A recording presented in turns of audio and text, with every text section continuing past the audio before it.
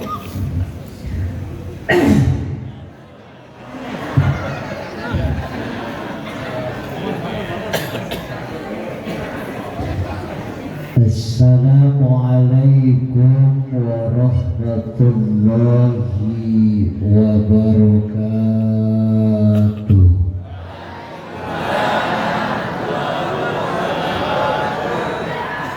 Alhamdulillah, wassalatu wassalamu ala rasulillah wa ala alihi wa sahbihi wa mawala.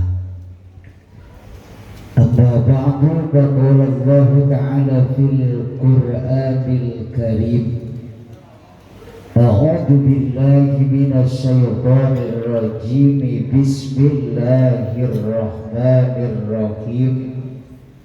Innallaha wa malaikatahu yusalluna 'alan nabi ya ayyuhalladzina amanu sallu 'alaihi wa sallimu taslima. Ya Rabbi bil mustafa balil maqasidana waghfir lana ma ma'ahu ya wasi'al karami ya Rabbi balil maqasidana waghfir lana ya wasi'al karami. Muhammadun sayyidul kaunaini wa saqalaini wal fariqaini min urbin wa min azami ya Rabbi bil Mustafa balil maqasidana waghfir ya wasi'al karami. Huwal habibul ladzi turja aduh hawlin minal awalimu amin ya Rabbi bil Mustafa dalil maqasidana waghfir lana ya wasi'al ya wasi'an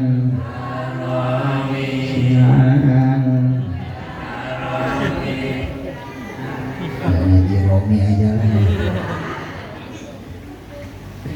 Puji dan syukur kita panjatkan kehadirat Allah. Salawat dan salam mudah-mudahan disampaikan kepada Abdul Makhlukat wa Abdul Mawzudat, baginda kita Nabi besar Muhammad, pada para sahabat, para keluarganya, termasuk kita yang hadir di tempat ini. Mudah-mudahan nanti diberikan syafaatnya. Yakin apa tidak kita akan diberikan syafaat? Yakin apa tidak? Wah, pede amat.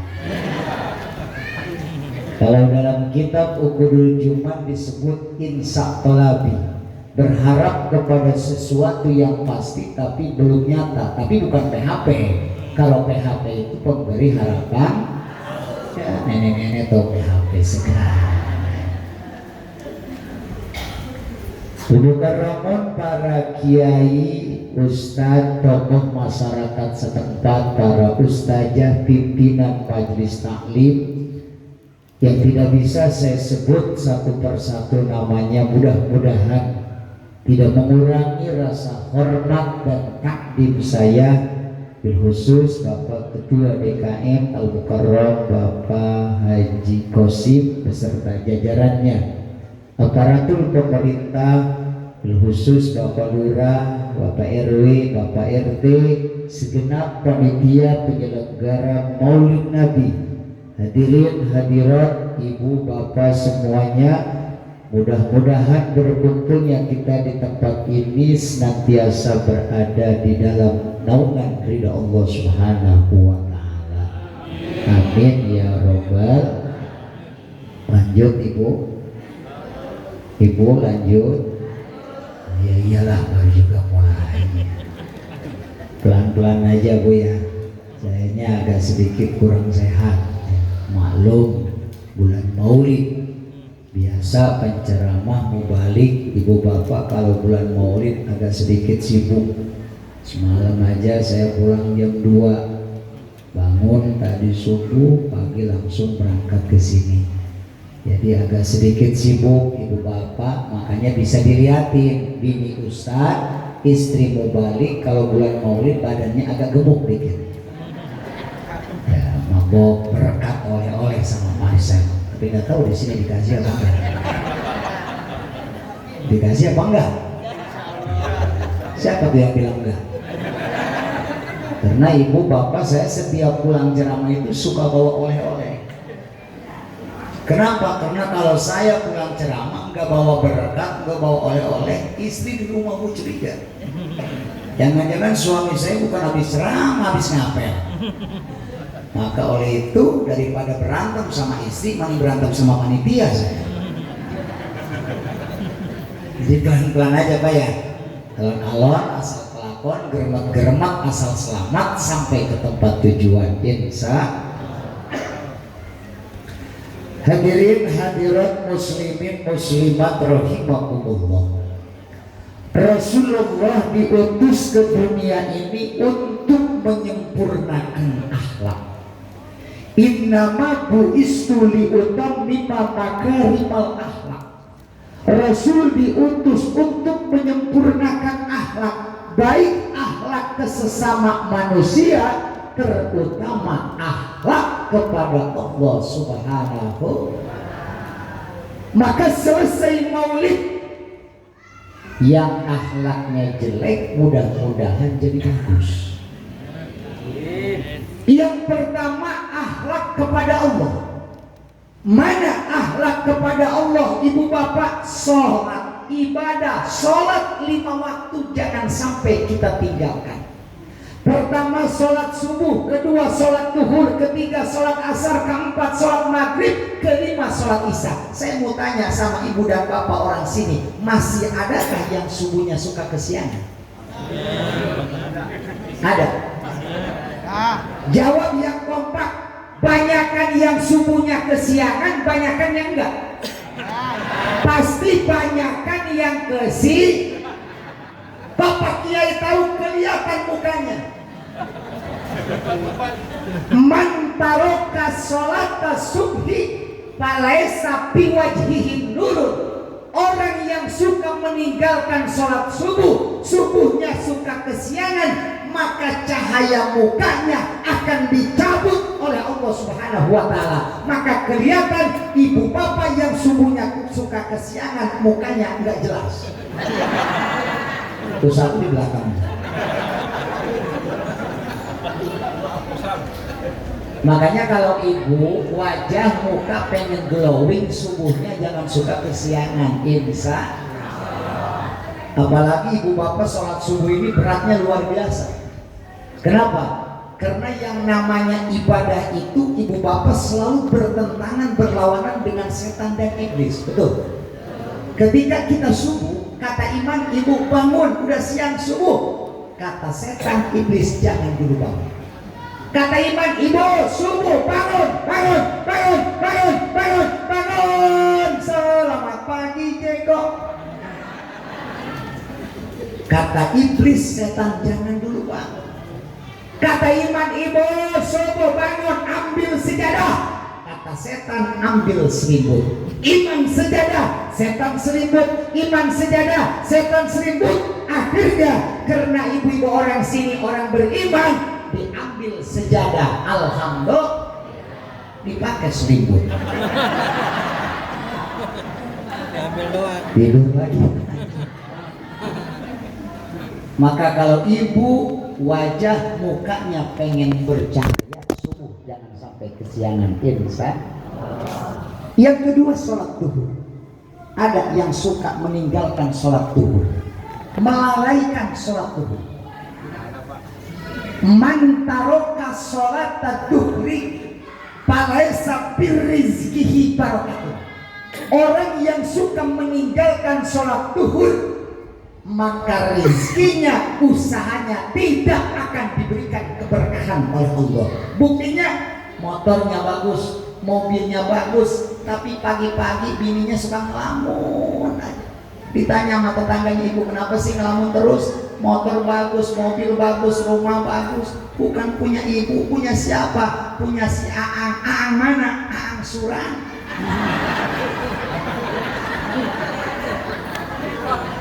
Ada di sini kayak gitu. Ibu-ibu ada di sini kayak gitu. Nih ibu-ibu yang hadir, ada yang punya utang?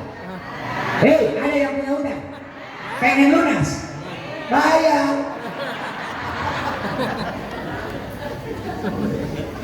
Kalau Bang Emok, Bang Kelly di sini ada nggak? Ada. Bang Emok, Bang Kelly ada di sini? Ada, banyak. Hari apa? Kemis. Hari apa? Hari Kamis. Tahu kan suka ngambil. Ini kan istri kita Pak, kalau hari Kamis suka kumpul di depan rumah, ikut anggota nasabah, janji nasabah. Ngomongnya begini, aku berjanji, kalau saya tidak bisa melunasi hutang saya, maka suami saya akan saya jual. Ya Allah. Bu, ibu, bu, assalamualaikum. Minjam meminjam dalam Islam hukumnya mulia kalau tidak ada unsur manfaat bagi salah seorang. Tapi kalau ada unsur manfaat bagi salah seorang, itu namanya riba. Riba itu hukumnya haram. Ibu pinjam duit sama Bang Emok, Bang Keliling 1 juta, dikasih sama ibu 800.000, ibu bayarin seminggu seanu, dihitung-hitung ada 1.500.000. Itu namanya riba apa bukan? Riba apa bukan? Haram apa kagak? Mau ngambil lagi apa enggak?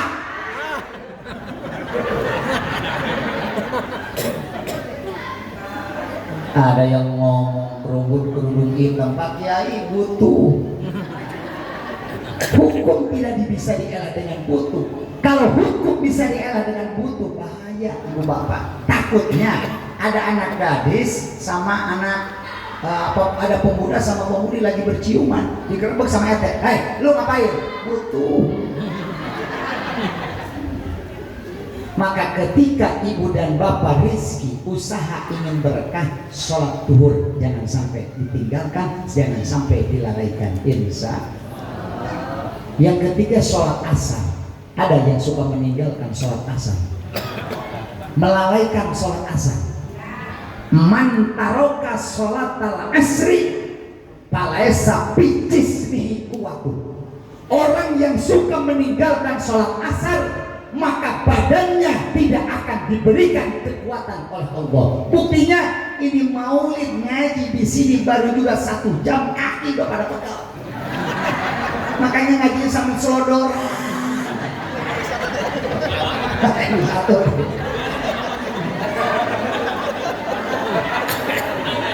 Udah nggak usah benerin, nggak usah.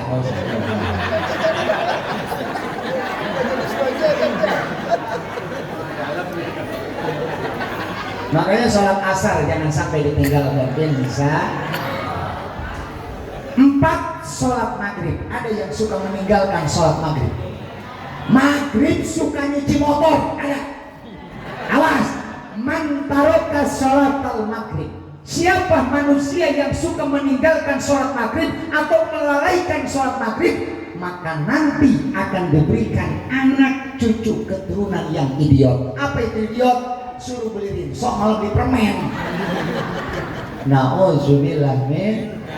5, sholat isya. Ada yang suka meninggalkan sholat isya, suka ketiduran di depan TV. Man taroka sholatal isya Siapa manusia yang suka meninggalkan sholat isya, maka nanti akan diberikan penyakit susah tidur. Penyakit apa? Na'udzubillah min. Maka sholat yang 5 waktu jangan sampai ditinggalkan. Inilah salah satu akhlak kepada Allah Subhanahu. Rasul diutus ke dunia ini untuk menyempurnakan akhlak. Pertama, akhlak kepada Allah. Lanjut. Yang kedua, akhlak ke sesama manusia. Akhlak kepada istri dan akhlak kepada suami. Maka selesai maulid, mudah-mudahan istri dan suami yang jelek akhlaknya, mudah-mudahan bagus akhlaknya. Kenapa saya berbicara seperti ini? Karena kalau ibu dan bapak akhlaknya jelek, ini menjadi salah satu sebab penghalang turunnya rizki dari Allah. Imam Ibnu Hajar mengatakan, mawani'uhu arba'atun, penyebab penghalang turunnya rizki dari Allah ada 4. Jelaskan apa jangan? Terangkan apa jangan? Terangkan apa terangkanlah. Yang pertama, kata Imam Ibnu Hajar, penyebab penghalang turunnya rizki dari Allah pertama adalah qalilul adab, sedikit adab, jelek akhlak. Maka selesai maulid, ibu yang akhlaknya jelek sama suami mudah-mudahan jadi bagus. Amin. Kenapa Pak saya berbicara seperti ini? Karena maaf, sampai detik sekarang masih banyak ibu istri yang jelek akhlaknya sama suami. Mana buktinya? Masih ada istri ibu di zaman sekarang yang masih berani kentut di depan suami. Ada? Ada? Mana orangnya? Maka mudah-mudahan nih, istri yang masih berani kentut di depan suami, mudah-mudahan selesai maulid berhenti kentutnya. Mau kentut lagi apa enggak? Mau kentut lagi apa enggak?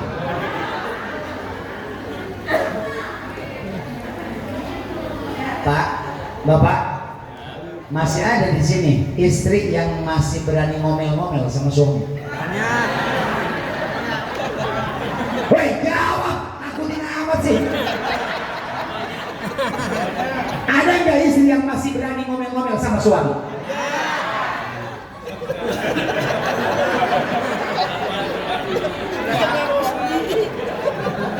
Selesai maulid, mudah-mudahan yang suka ngomel suami berhenti ngomelnya.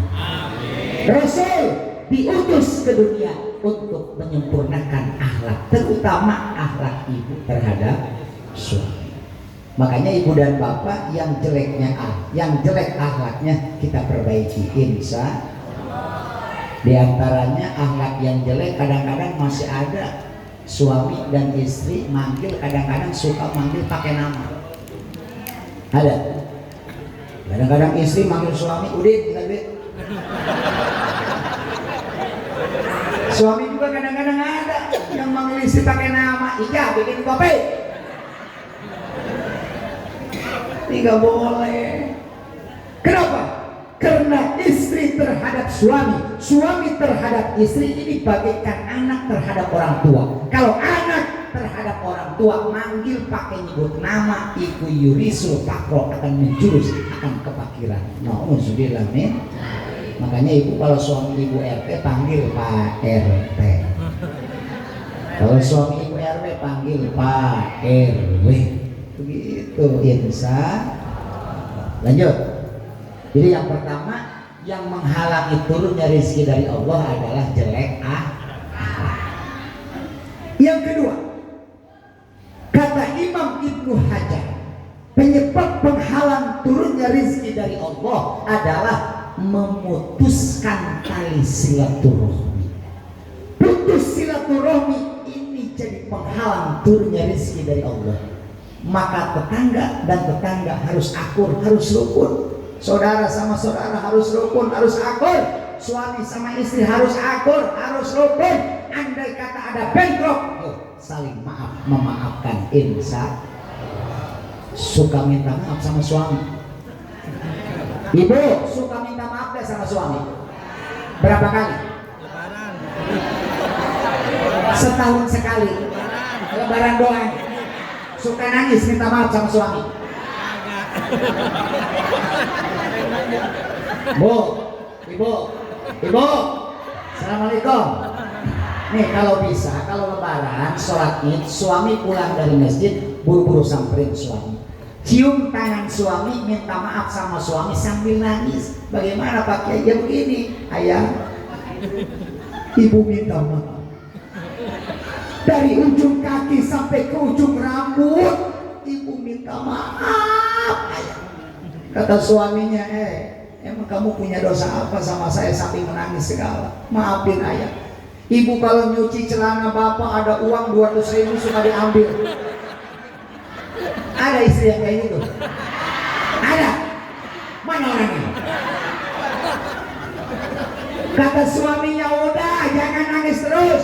Dosa kamu sudah dimaafin sama saya. Tiba-tiba suaminya sama minta maaf sama itu sambil nangis. Kata suaminya, bu, ayah juga minta maaf dari ujung kaki sampai ke ujung rambut. Karena kalau dihitung-hitung dosa itu banyakkan ayah daripada ibu. Kata istrinya, ayah punya dosa apa sama ibu?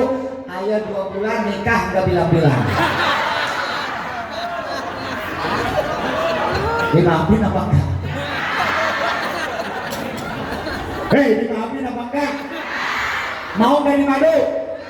Mau gak dimadu? Kalau nggak mau dimadu diracun ya. Ibu, bu, saya mau tanya sama ibu nih. Kalau suami ibu mau poligami, izin sama ibu, diizinin apa kan? Kalau sambil ngasih uang, uangnya diambil apa enggak?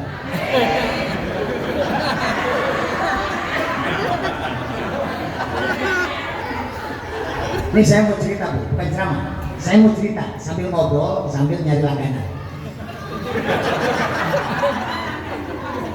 Di Legok Pak, di Legok Tangerang ada kuburan terkena pembebasan jalan. Kuburan tersebut digali sama proyek jalan. Begitu digali, ada sengaja ibu-ibu badannya utuh, kagak busuk sedikit pun. Akhirnya Pak Kiai nanya sama anaknya, nah sini, ada apa Pak Kiai? Ibu kamu dulu ketika hidup suka melaksanakan amal apa saja, sampai-sampai badannya, jenazahnya di dalam kubur utuh, kagak busuk sedikit pun. Kata anaknya, nggak tahu Pak Kiai, ibu saya itu orang bodoh, ibadahnya juga benar apa kagak saya nggak tahu. Kata Pak Kiai, nggak mungkin, ini jenazah ibu kamu badannya utuh, jasadnya utuh di dalam kubur. Coba ingat-ingat, diingat-ingat sama anaknya. Pak Kiai maaf, dulu ibu saya hanya dimadu sama bapak.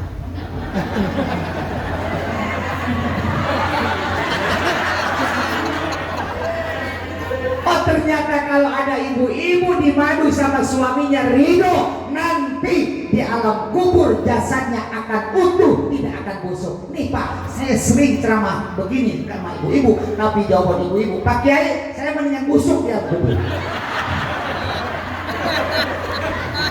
Mending busuk, mending enggak?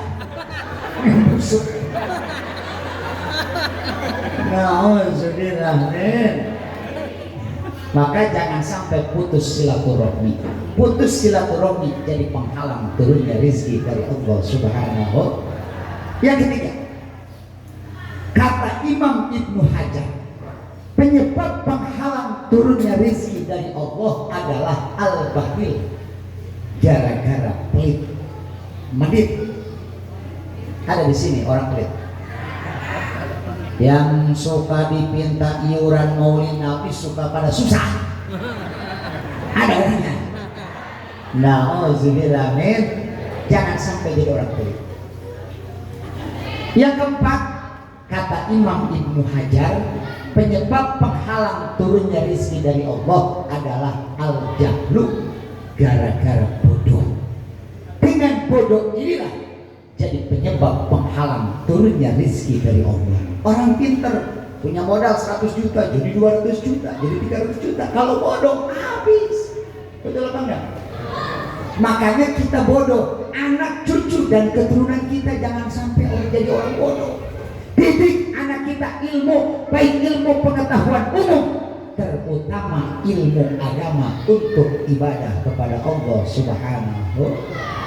Maka ketika ibu dan bapak rizki ingin berkah, usaha ingin maju, kata Imam Ibnu Hajar, jauhi hal yang empat. Pertama, bodoh. Yang kedua, pelit. Yang ketiga, putus silaturahmi. Yang keempat adalah jelek akhlak. Maka Rasul diutus ke dunia ini untuk menyempurnakan akhlak. Mudah-mudahan selesai maulid yang akhlaknya jelek mudah-mudahan jadi bagus. Ya Robbal. Lanjut. Ibu lanjut. Kalau ibu pas selalu semangat sama ngaji, alhamdulillah. Harus dinikmah. Saya ceramah kemana-mana, jemaah yang paling banyak ibu-ibu, alhamdulillah. Yang paling banyak maulid Nabi, ibu-ibu. Yang paling banyak Isra Mi'raj, ibu-ibu. Yang paling banyak pengajiannya, ibu-ibu. Yang paling banyak utangnya juga. Yang pakai kerudung hitam merah dulu pada lunas. Tapi alhamdulillah Pak, ibu-ibu walaupun banyak utangnya rajin ngajinya, alhamdulillah. Hari apa di sini pengajian ini?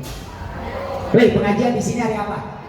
Sabtu ada, Minggu, Senin, harinya doang ngajinya mah kagak.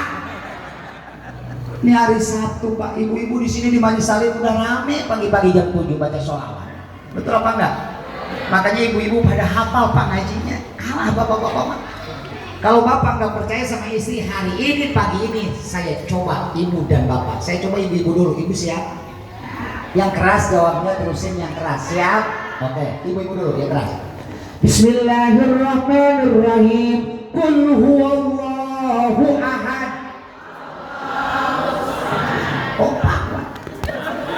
Ayo bapak-bapak, bantuin. Bismillahirrahmanirrahim. Wa ma khalaqtul jinna wal insa illa liya'budun.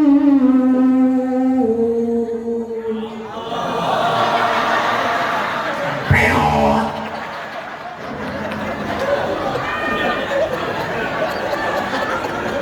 Bu, yang semangat Bu, yang keras bapak-bapak biar semangat ya. Bismillahirrahmanirrahim. Yasin.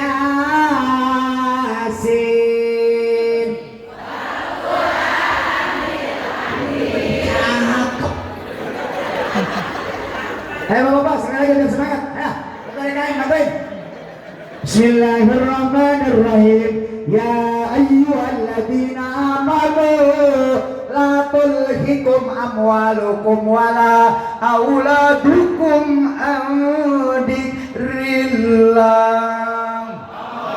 Shadaqallah.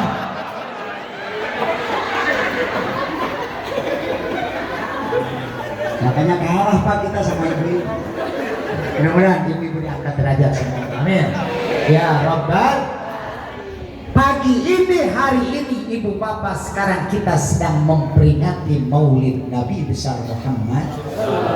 Berarti masyarakat di sini cinta kepada baginda kita Nabi besar Muhammad. Pertanyaannya, ciri cinta ada berapa? Tanda-tanda cinta itu ada berapa? Ibu bapak dulu pernah bercinta enggak? Ada berapa ciri cinta? Ada yang 2, ada yang 5. Ulama menjelaskan ciri cinta, tanda cinta itu ada 3. Pertama, man ahabba say'a kasura dzikruhu. Orang yang mencintai seseorang suka banyak menyebut orang yang kita cintai. Bapak dulu cinta sama istri bapak waktu pacaran, nama istri bapak sering disebut-sebut. Betul apa enggak? Betul apa enggak? Nah sekarang ibu dan bapak, kita cinta kepada Rasul, cinta kepada Nabi Muhammad. maka harus sering-sering menyebut nama baginda kita Nabi besar Muhammad. Dengan cara apa? Dengan cara membaca sholawat kepada baginda kita Nabi besar Muhammad. Berarti kalau ibu dan bapak cinta kepada Rasulullah, cinta kepada Nabi Muhammad, pertama sering membaca sholawat kepada baginda kita Nabi besar Muhammad. Salatullah salamullah ala toha salatullah ala yasin. Mari kita bersalawat di Masjid Mari kita bersalawat di Masjid agar kita mendapat syafaat dari Nabi kita Muhammad. Sallallahu salam ala toha Rasulillah. Salatullah ala yasin. Tawassalna bibis wa bil hadi wa kulli mujahidin lillah bi alil ba Allah. Salatullah salam ala toha salatullah ala yasin habibillah. Lanjut. Yang kedua, ciri cinta kata ulama yang kedua adalah menjaga warisan dari orang yang kita cintai. Ibu dan bapak cinta terhadap orang tua, maka warisan dari orang tua harus kita jaga, jangan pada diributin. Ada yang suka ngeributin warisan dari orang tua? Banyak. Nah sekarang ibu dan bapak, kita cinta terhadap Rasul, kita cinta terhadap Nabi Muhammad, maka kita harus menjaga warisan baginda kita Nabi besar Muhammad. Apa warisan Rasulullah yang patut kita jaga? Pertama, kalamul qadim adalah kitab Al-Quranul. Berarti kalau ibu dan bapak cinta terhadap Rasulullah, Al-Quran harus kita jaga. Bagaimana caranya menjaga Al-Quran? Minimal Al-Quran kita baca. Insya suka baca Al-Quran, suka baca Al-Quran, insya. Nah sekarang bagaimana kita pikirkan anak cucu kita agar bisa membaca Al-Quran. Mungkin ada ibu dan bapak belum bisa baca Al-Quran, yo kita belajar. Bahkan di Malaysia, ibu bapak, saya pernah ceramah di Malaysia di Pondok Pesantren Jenderal Mi, itu ada khusus pesantren lansia. Nenek-nenek sama kakek-kakek belajar Al-Quran.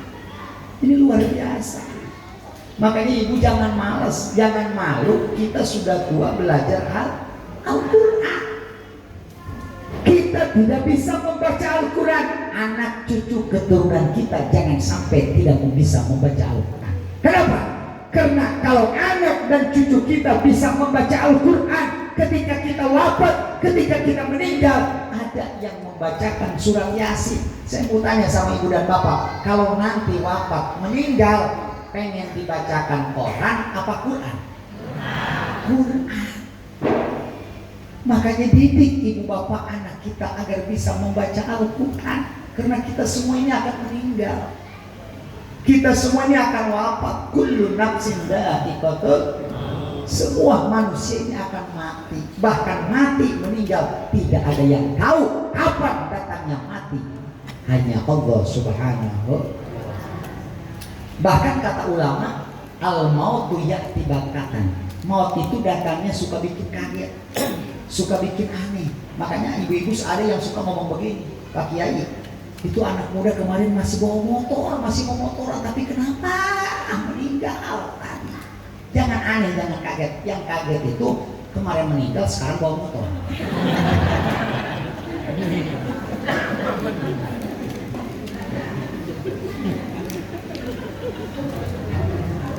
Jadi Al-Quran jangan sampai kita tinggalkan, karena inilah warisan baginda kita Nabi besar Muhammad. Yang kedua, warisan Rasulullah yang patut kita jaga adalah para guru-guru kita. Al-ulama warasatul anbiya. Ulama adalah pewaris para nabi. Maka ketika ibu dan bapak cinta terhadap Rasul, cinta kepada Nabi Muhammad, maka jagalah para guru-guru kita. Yuk, insya. Lanjut. Yang terakhir, ciri cinta, tanda-tanda cinta yang ketiga adalah suka mencontoh akhlak dari orang yang kita cintai. Ibu dulu ngepeng cinta sama Syahrini. Syahrini beli baju, ikutin beli baju Syahrini. Kenapa? Didasari dengan cinta.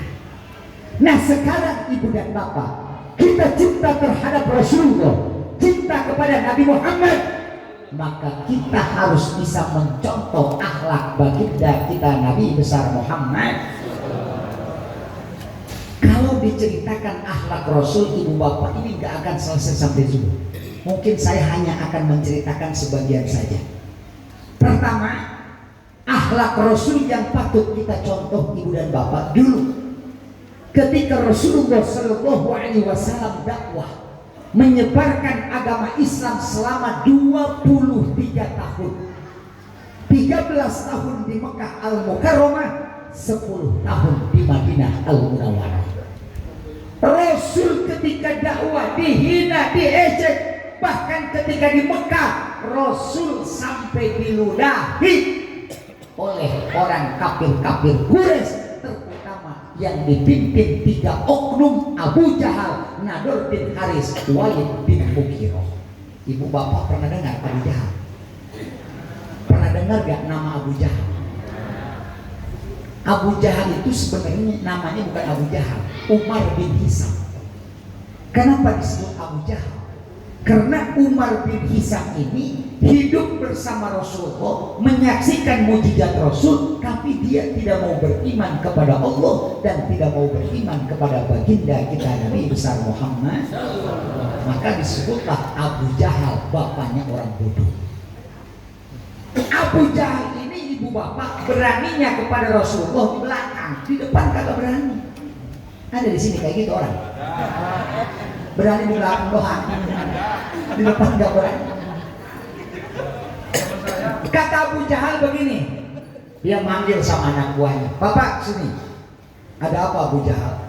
Kalau ada Muhammad lewat mau dakwah lewat sini, ludahin sama kamu." Siap Abu Jahal. Akhirnya ibu bapak, ketika Rasul mau dakwah lewat ke situ, diludahin sama anak buah Abu Jahal. Nauzubillah. Setiap Rasul lewat mau dakwah diludahin, mau dakwah lewat situ diludahin. Apakah Rasul marah? Tidak. Saya mau tanya sama ibu dan bapak orang sini, kalau ibu dan bapak diludahin marah apa enggak?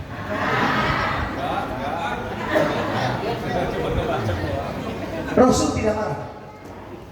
Bahkan suatu saat ketika Rasul lewat mau dakwah kembali, Rasul lewat situ, orang yang suka meludahi Rasulullah, anak buahnya Abu Jahal, ibu bapak nggak ada. Rasul sampai bertanya sama temannya, "Bapak kesini ada apa?" "Orang yang suka meludahi saya sekarang kemana?" Jawabannya, "Sekarang dia lagi sakit." "Di mana?" "Di rumahnya." Apa yang dilakukan Rasul? Rasul langsung mengambil air jam-jam sama buah kurma. Untuk apa? Untuk membesuk melihat orang yang sakit tersebut. Pada orang sakit tersebut suka meludahi baginda kita Nabi besar Muhammad. Inilah akhlak Rasul yang patut kita contoh. Artinya apa?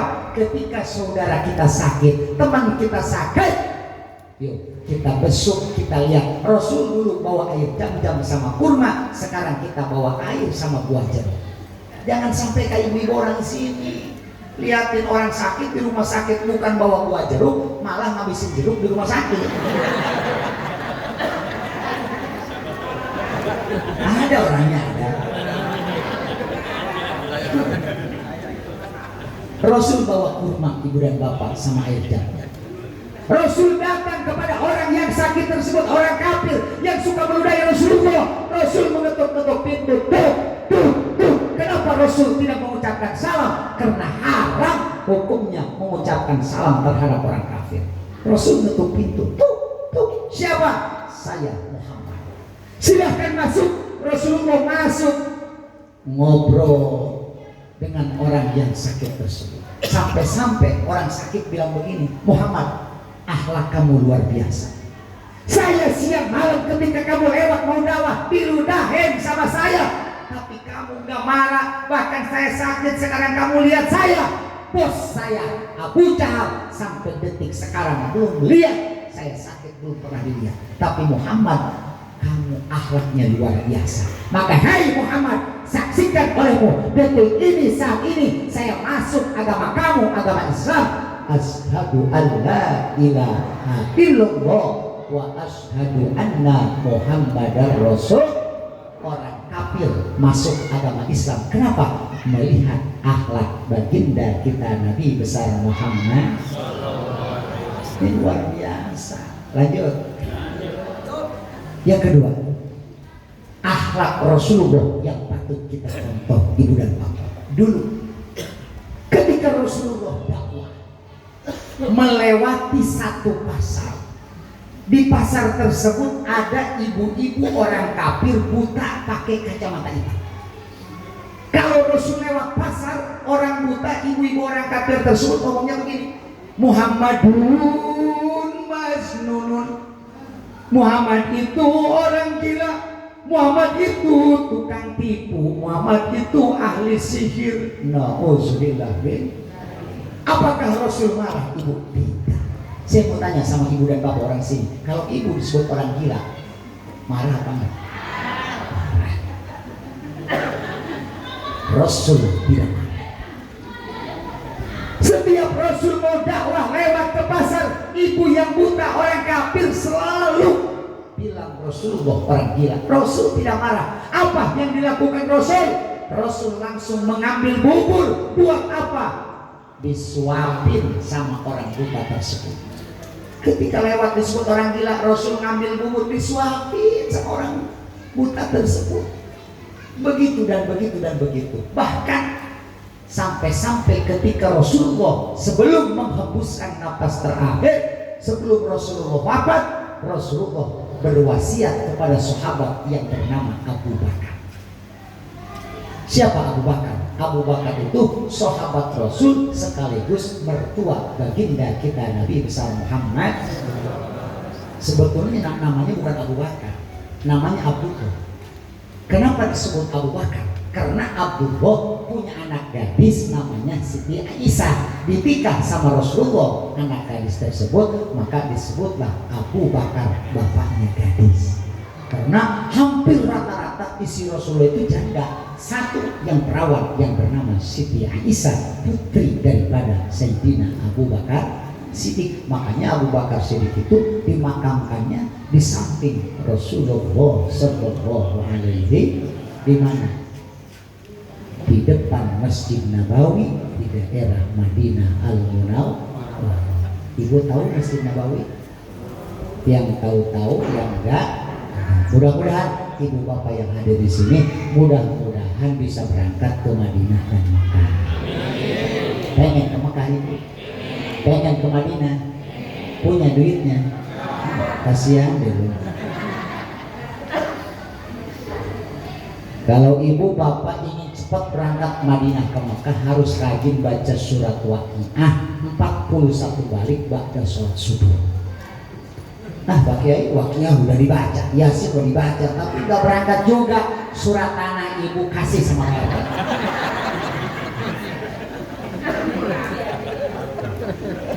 Tapi walaupun nggak punya duit, mudah-mudahan ibu-ibu jemaah di sini mudah-mudahan tahun depan berangkat. Kemana aja berangkat, kemana?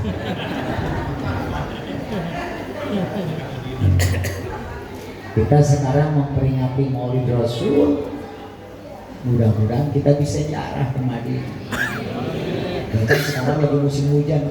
Kemarin saya pulang baru 2 minggu pulang dari Madinah dan Makkah dan Mesir. Ternyata di Mesir itu banyak para ulama, para wali, pengarang-arang kitab, bahkan cucu Rasulullah yang bernama Sayyidina Husain itu dimakamkan di Mesir, tapi hanya kepalanya saja. Kalau badannya berada di Irak, di Karbala. Maka mudah-mudahan ibu dan bapak kita bisa ziarah ke makam Rasulullah Sallallahu Alaihi Wasallam. Lanjut sampai di mana tadi? Hah? Rasul. Ketika disebut orang gila sama ibu-ibu yang buta, orang kafir, Rasul tidak marah. Rasul mengambil bubur, disuapin bubur tersebut. Ketika Rasulullah sebelum menghembuskan napas terakhir, Rasulullah wasiat kepada sahabat yang bernama Abu Bakar. Hei Abu Bakar, iya ya Rasulullah, ada apa? Kalau saya meninggal, kalau saya wafat, kamu lewat ke satu pasar, di pasar tersebut ada ibu-ibu orang kafir buta pakai kacamata hitam. Beliau suka bilang orang gila terhadap saya. Lalu apa yang dilakukan Rasulullah? Kamu ambil bubur tersebut suapin sama ibu-ibu. Siap ya Rasulullah. Akhirnya Rasulullah wafat, Rasulullah meninggal. Abu Bakar menjalankan wasiat baginda kita Nabi besar Muhammad. Abu Bakar lewat ke satu pasar.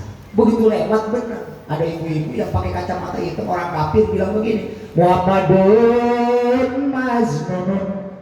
Muhammad itu orang gila. Kata Abu Bakar, mungkin ini wasiat dari Rasulullah. Abu Bakar langsung mengambil bubur tersebut disuapin sama ibu-ibu yang buta tersebut. Begitu Abu Bakar sedang nyuapin, ibu tangan Abu Bakar dipegang sama ibu-ibu tersebut. Kata ibu-ibu tersebut, kok ini tangannya kasar, beda yang kemarin. Ternyata orang buta bisa membedakan mana orang yang ikhlas, mana orang yang tidak ikhlas. Rasulullah memberikan bubur, menyuapin bubur sama ibu-ibu didasari dengan ikhlas, tidak marah. Tapi Abu Bakar ada sedikit sakit hati. Kenapa? Karena Rasulullah dibilang gitu. Kata ibu tersebut, ini siapa? Saya Abu Bakar, mertua Rasulullah, sahabat Rasulullah. Kalau yang kemarin itu Muhammad. Kemana sekarang? Dia sudah wafat, dia sudah meninggal. Kata ibu-ibu tersebut, hei Abu Bakar, akhlak Muhammad luar biasa. Ketika beliau lewat ke pasar, saya suka bilang gila, saya suka bilang tukang tipu, tukang seher, tapi beliau tidak marah. Hai Abu Bakar, akhlak Muhammad luar biasa. Maka saksikan oleh Abu Bakar, detik ini, saat ini saya masuk agama Islam. Ashadu an la ilaha illallah wa ashadu anna Muhammadar Rasul. Orang kafir masuk Islam. Kenapa? Melihat akhlak baginda kita Nabi besar Muhammad. Terakhir satu lagi akhlak Rasul yang patut kita contoh. Dulu ibu bapak, ketika Rasul sedang beristirahat di bawah pohon kurma. Ibu tahu pohon kurma? Rasul sedang istirahat di bawah pohon kurma. Tiba-tiba datanglah orang kafir membawa pedang yang bernama Daksur. Kata Daksur begini, pedang tersebut ibu bapak ditaruh di leher baginda kita Nabi besar Muhammad.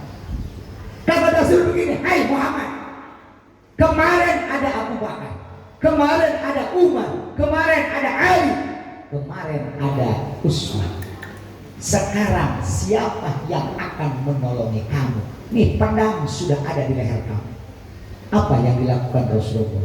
Jawaban Rasulullah, Allah subhanahu, Allah yang akan menolongi saya. Begitu Rasulullah menyebut nama Allah, pedang tersebut ibu bapak jatuh. Begitu jatuh, diambillah pedang tersebut sama Rasulullah. Apa yang dilakukan Rasul? Rasul berdoa, mudah-mudahan ini orang diberikan topik hidayah agar masuk agama Islam. Nih kalau kita, musuh kita mau dibacok, mau dikat sama golok Pak. golok tersebut dapat sama kita, itu golok diapain sama kita? Disabat. Rasulullah tidak bilang begini, Rasulullah, hai Dasul, ini pedang mau diapain? Kata Dasul, Muhammad, saya minta maaf. Detik itu langsung dimaafkan oleh Rasulullah Sallallahu Alaihi. Akhirnya Dasul bilang begini, Muhammad, akhlak kamu luar biasa. Kalau orang pasti ada dendamnya, betul apa enggak? Tapi Muhammad luar biasa akhlaknya. Kata Dasul, Muhammad, saksikan olehmu detik ini, saat ini saya masuk agama Islam. Asyhadu an la ilaha illallah wa asyhadu anna Muhammadar Rasul. Inilah akhlak Rasulullah yang patut kita contoh. Banyak ibu dan bapak kalau diceritakan udah selesai sampai zuhur ya. Maka mudah-mudahan di pagi di hari ini, mudah-mudahan kita semua memperingati Maulid Nabi. Mudah-mudahan pertama kita bisa mencontoh akhlak baginda kita Nabi besar Muhammad. Yang kedua, mudah-mudahan hari ini kita memperingati Maulid Rasul, hari kelahiran Rasulullah. Mudah-mudahan ibu dan bapak kita semua nanti diberikan syafaatnya. Dan mudah-mudahan kita semua termasuk manusia yang cinta kepada baginda kita Nabi besar Muhammad. Karena ibu bapak tadi sudah jelaskan sama Kak Ewe, kita cinta kepada Rasul, Rasul lebih mencintai kita. Rasul lebih melebihi cinta kita kepada Rasulullah. Mana diantaranya Bu? Sedikit saya jelaskan. Cinta Rasulullah melebihi cinta kita kepada Rasulullah. Rasulullah hidup dalam keadaan sederhana, ibu dan bapak. Rasulullah hidup dalam keadaan miskin. Tapi miskin Rasulullah itu dapat minta. Beda sama kita. Kalau kita miskinnya kan turunan. Rasul miskin itu dapat minta. Kenapa? Karena Rasul setiap hari selalu berdoa, Allahumma ahyini miskinan. Ya Allah, hidupkan saya jadi orang miskin. Rasul begitu doanya. Saya mau tanya, ada ibu dan bapak yang berdoa minta kepada Allah ingin miskin? Semua berdoanya pengen banyak. Tapi Rasul doanya begitu ibu dan bapak. Allahumma ahyini miskinan. Ya Allah, jadikan saya orang miskin, hidupkan saya dengan orang miskin, dan matikan, kumpulkan saya dengan orang-orang miskin. Itu doa Rasul. Bukan berarti Rasulullah tidak bisa kaya, tidak bisa banyak duit. Rasul itu gampang. Bahkan Gunung Uhud yang ada di Madinah Al-Munawwarah. Tahu ibu Gunung Uhud? Ibu tahu nggak Gunung Uhud? Jabal Uhud. Yang pernah umroh kita tahu ya, Jabal Uhud. Jaraknya itu Jabal Uhud, ibu bapak, kurang lebih 7 kilo. Jabal Uhud luasnya itu perkiraan 7 kilo perjalanan, kurang lebih 7 kilo.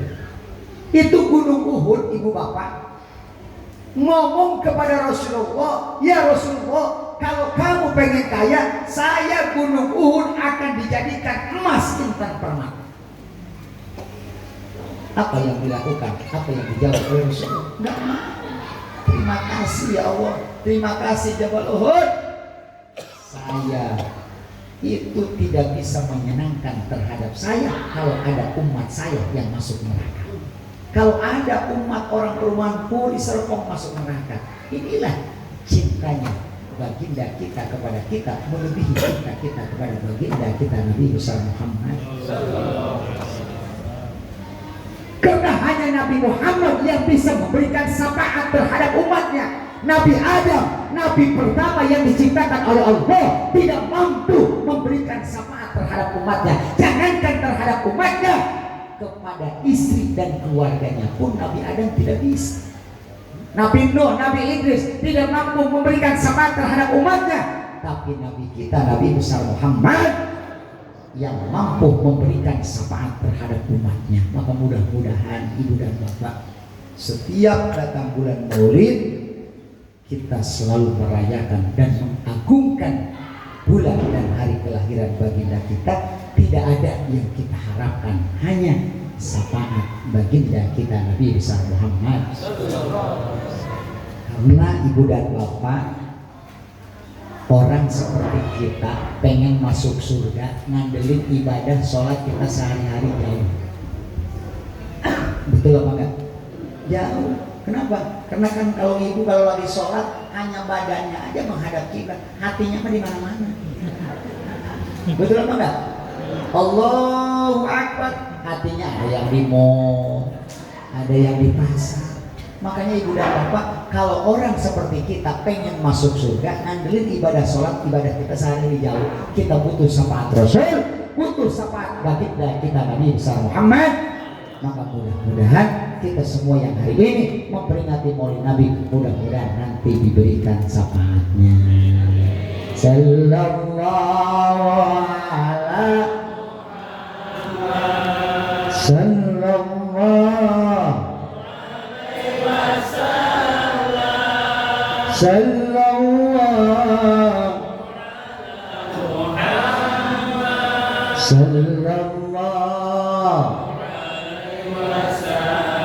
ya Nabi salam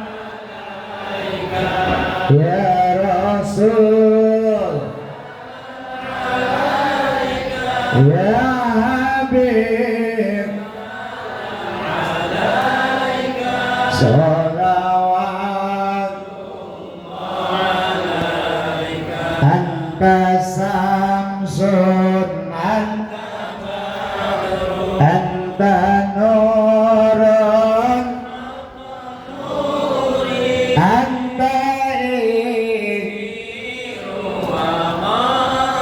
anta mis sallallahu ala